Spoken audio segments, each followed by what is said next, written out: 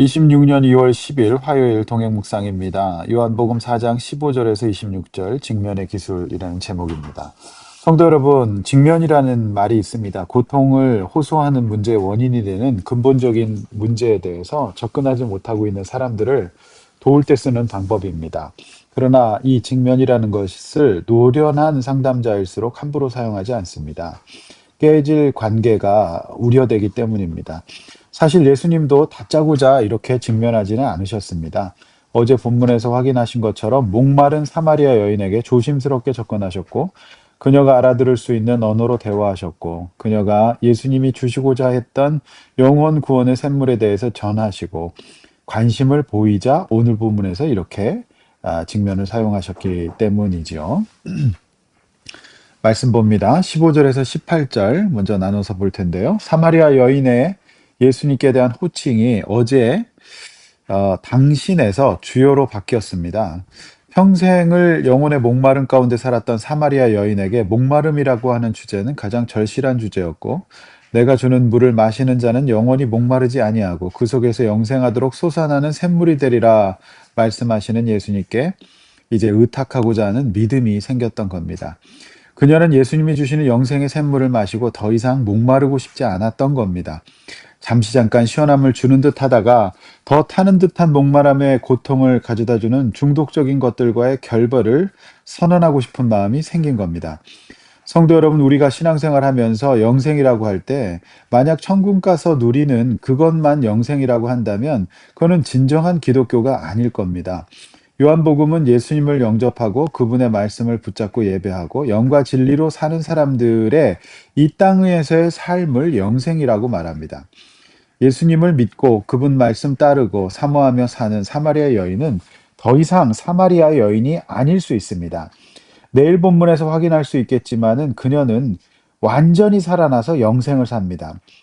그 영생을 살았던 모습이 뭐냐면 그토록 피해 다녔던 동네 사람들, 사람을 피하고 만나고 싶지 않아서 아무도 물을 뜨러 나오지 않는 그 더운 아, 여름 한낮에 몰래 또 뜨러 나왔던 그 여인이 내일 본문에 보면 동네 사람들에게 들어가 복음을 전합니다. 이것이 바로 영생입니다. 이전과는 다른 사람다운 삶, 시작되는 것이죠. 오늘 이 여인은 자신에게 찾아오신 예수님이라고 하는 영생의 기회를 잡고 싶었던 겁니다. 오늘 이 새벽에 예수께서 주시는 영생의 물을 구하십시오. 사마리아 여인처럼 더 이상 목마르지도 않는 인생, 주님 앞에 허락받으시길 바랍니다. 인생을 바꿔줄 것만 같은 다른 물을 기르러 여기저기 찾아다니시지 않는 성도님들 되시기를 바랍니다. 16절에서 18절 말씀 보시면 예수님은 그녀의 남편을 불러오라고 말씀하십니다. 사마리아 여인은 자신은 남편이 없다 이렇게 말합니다. 적잖게 당황했을 겁니다. 예수님은 그녀가 남편이 없는 것을 사실 미리 아셨습니다. 그리고 그동안 그녀에게 남편이 5이 있었고 지금 있는 자도 자신의 남편이 아닌 것을 아셨습니다. 성도 여러분, 영생이 시작되려면 영생을 가로막고 있는 거짓 영생이 떠나가야 합니다. 그것이 바뀌어야 됩니다. 그녀가 그동안 죄와 우상을 마셨다면 이제 마시는 물을 영생의 물로 바꿔야 합니다. 마시는 물이 바뀌지 않으면 안 된다는 말이죠. 이것을 성경에서는 회개 또는 회심이라고 말합니다. 사마리아 여인은 아마도 굉장히 미인이었을 가능성이 높습니다. 그러니 그녀 옆에는 언제나 남자들이 있었고 남자 하나 잘 만나면 목마름이 해결될 것으로 믿었던 거죠. 그러나 그런 일은 잘 일어나지 않았습니다. 적어도 그녀의 인생에는 일어나지 않았습니다.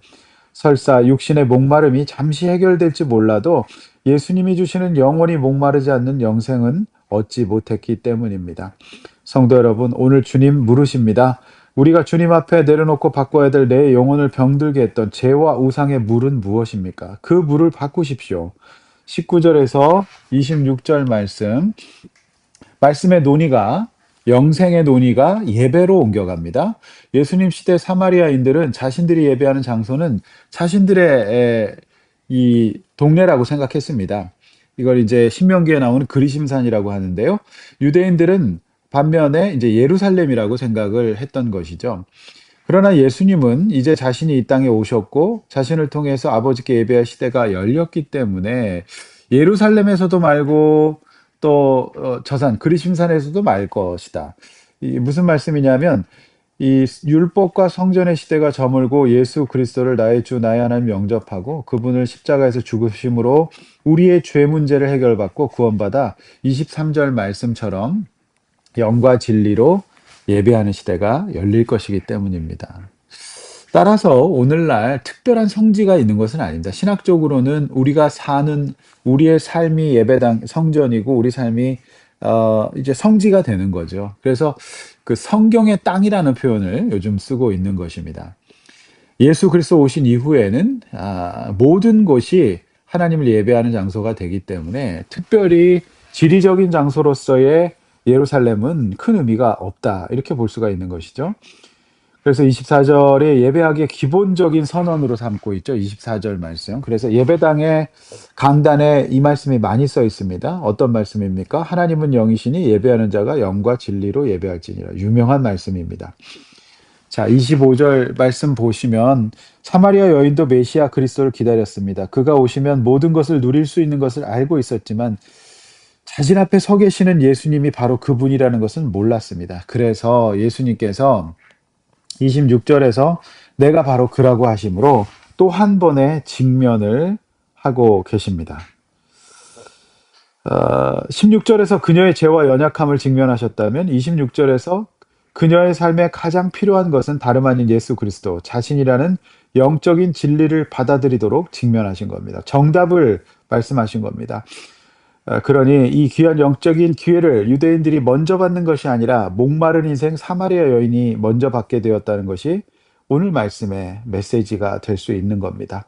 성도 여러분, 구원은 어쩌면 사마리아 여인처럼 세상과 사람에게 지치고 더 이상 상처받기 싫어 세상과 등지고 기피했던 사람을 피했던 이 가련한 이 시대의 사마리아 여인들에게도 여전히 먼저 임할지 모릅니다.